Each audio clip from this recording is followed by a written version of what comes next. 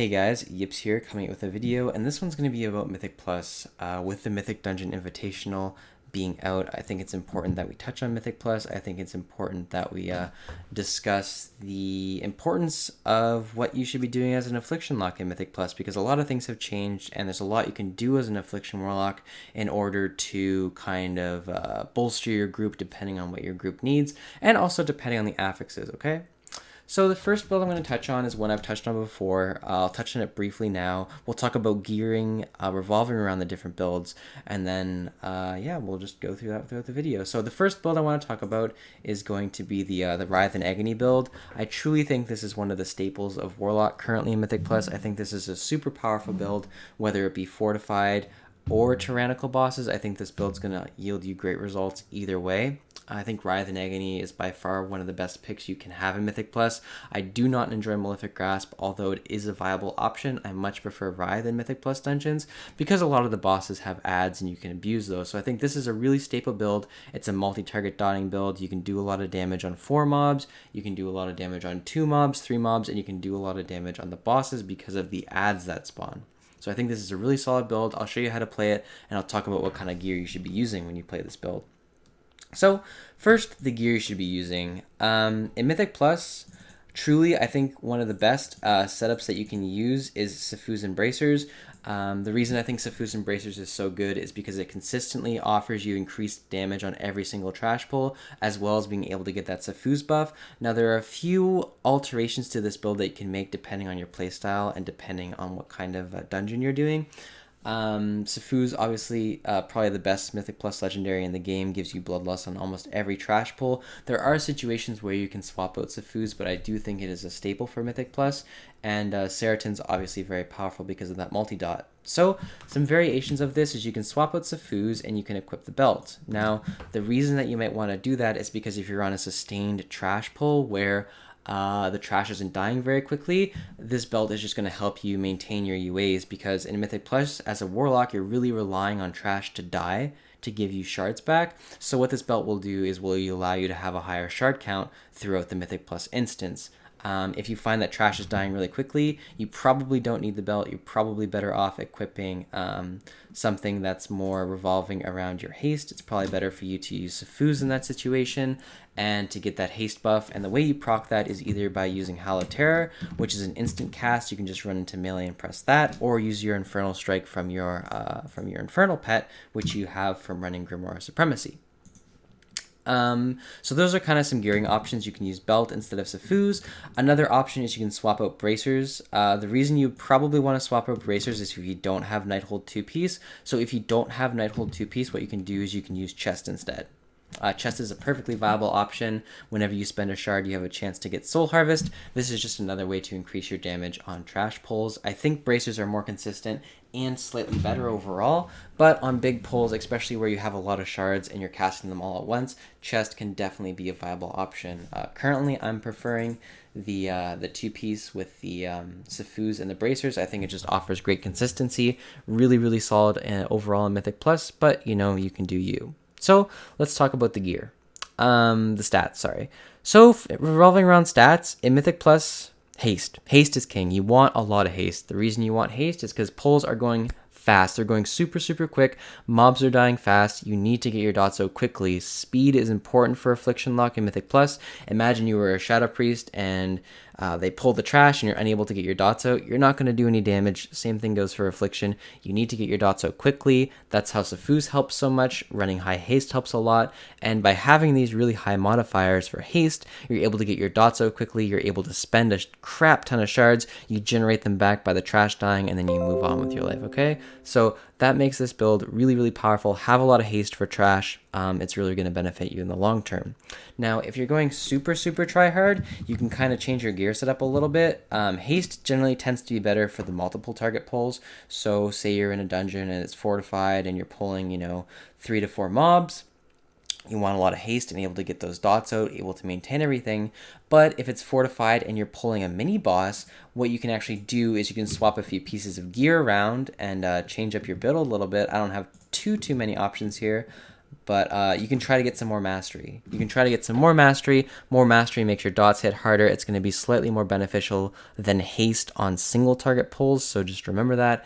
And by having that extra haste, you can even take out Safus on those mini bosses if you really want to. You can equip like a haste ring and go for belt for more consistency and have a lot more mastery to do a lot more damage on those single target. But on those multi-target, really trying to emphasize that haste, as it's really the thing that's going to give you a lot of success. Okay, how you play this build, it's pretty simple. The key to it obviously is speed. Getting your agonies out quickly is going to be really important here, but I'll show you how a typical trash pull goes. So you're going in the Mythic Plus, you're going up to a trash pull. What you're going to do, pre-cast Seed, Agony, toss out all the agonies, cast Halaterra to proc your Safus, and then you're just spamming UAs.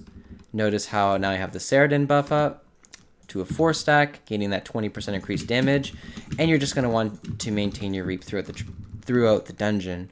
Now, one thing that's really important that a lot of Warlocks make a mistake on in Mythic Plus is they're going to be spamming their Reap button. You don't want to do that. You want to use Reap to the extent that the pull is going to last. So say you do a pull of trash and you have 5 Reap saved up from the last pull, use that 5 Reap, but don't use more unless you have to, because you want to be saving it for the next pull. It's really important to manage this resource in Mythic Plus. If you don't do it, you're going to end up falling behind. Sometimes you'll find before the boss you'll be running out of Reap, and you really shouldn't be. So Reap is kind of a mindless thing in Mythic Plus, but managing it is still important, and it's still something you should focus on. Obviously, in Mythic Plus, you should be using Phantom Singularity to the best of your ability. Using it on cooldown, technically, I think, is going to be the best way for you to use it. Sometimes you can save it for specific trash pulls, but I think on cooldown generally is how you're going to want to be using it.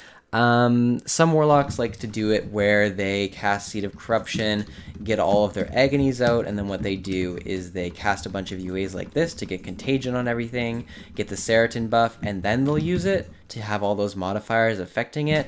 I personally think it's better just to get it off right away and have it off cooldown a little bit more quickly, because it does do so much damage.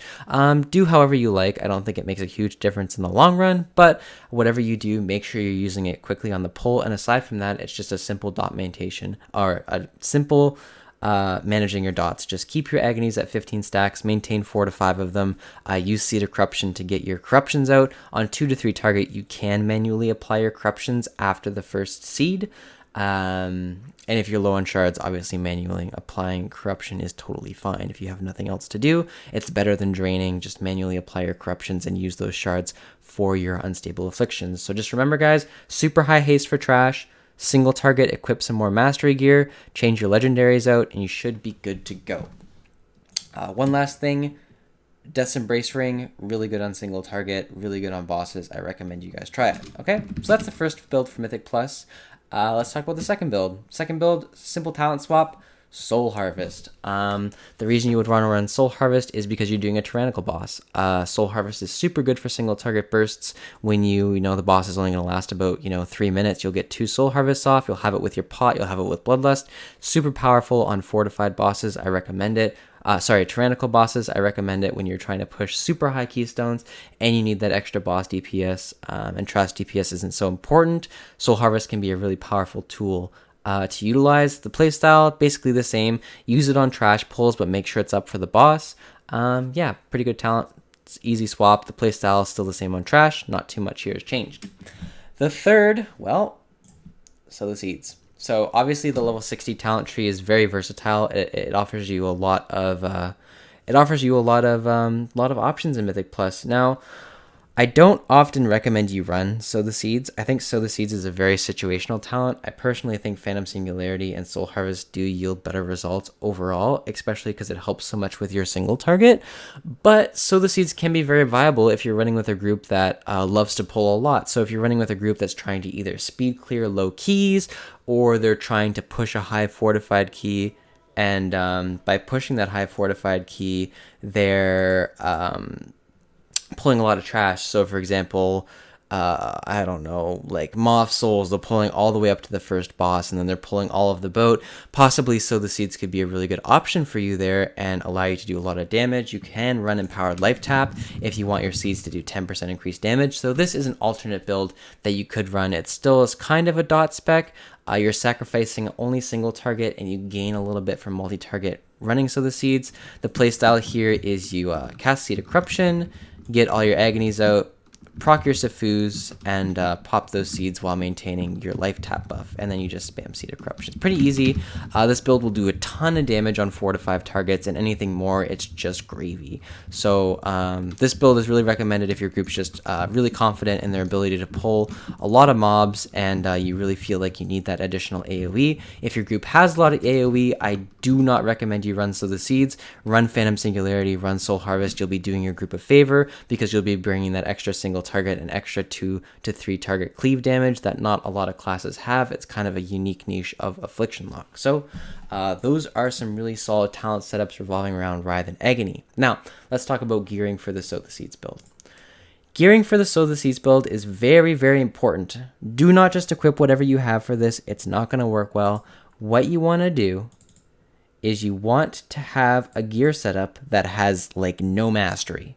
You need no mastery for this build. Your dots are doing a very minimal portion amount of your damage. You want as much haste, crit, and versatility as you can possibly get, as well as intellect. Item level here is key. Stats are just super important. Stats that buff your Seed of Corruption damage, because when you are spamming Seed of Corruption like this, it is a huge chunk of your damage. You see here on 4 targets, almost over 50%. Haste and crit is what modifies this. Versatility slightly as well, but more so haste. You need a lot of haste and a lot of crit. So this is the build setup that I run when I run with the Sow the Seeds build. So you can see here, I'm running with 35% haste and a 30% crit. So what I can do is I can start a pre-pull here. You can just see how fast the damage ramps up on 4 targets. It's super, super strong. So we just get it to pop here. And you see how quickly I'm just ramping my damage. It's crazy how much DPS you can do on, even see this is a 3 target pull, and on 4 to 5 targets it just gets insane. So this build is really, really strong if your group lacks AoE, but if your group is strong on AoE, I really highly recommend you do not run this talent. Change to something else, okay? So these are the builds that I feel are most viable in Mythic Plus and the ones that you should be probably running. I think Writhe and Agony is almost a staple. Malefic Grasp can be used if you're not as comfortable on single target and you want to run this kind of a build. If you do run Malefic Grasp, I do recommend you do run Sow the Seeds. Don't run a dot build, run Sow the Seeds with MG. Empowered Life Tap is also really important because it does buff your seed damage. But I think in general speaking, stick with Writhe and Agony. It's going to give you more DPS overall. Contagion is solid. Empowered Life Tap is solid as well. But these 3 talents are really the ones that you want to focus on changing around depending on your group's playstyle, okay? So for fortified keys, Phantom Singularity or Sow the Seeds, and for tyrannical keys, Phantom Singularity or Soul Harvest. It just depends on what your group needs. If you feel like you need more AoE, you have that option. More single target, you have that option. And just remember, gearing is important and also speeds on pulls, okay? So thanks for watching. This was a pretty quick video on just, playing Mythic Plus right now. Maybe I'll even come out with a video just showing myself in a high Mythic Plus, so you guys can see how I play in Mythic Plus, because I'm pretty good at Mythic Plus. I'm pretty good at managing everything well and doing a lot of damage overall, so maybe you can pick up some things. Maybe I'll do a commentary on it or something, but hopefully you guys like this video. Hopefully you learned a thing or two about the builds in Mythic Plus. Hopefully you guys want to experiment. Experimenting is important. Try new things, try new builds, try things that work for you, things that don't work for you. And yeah, so hope to see you guys later, and have a great one.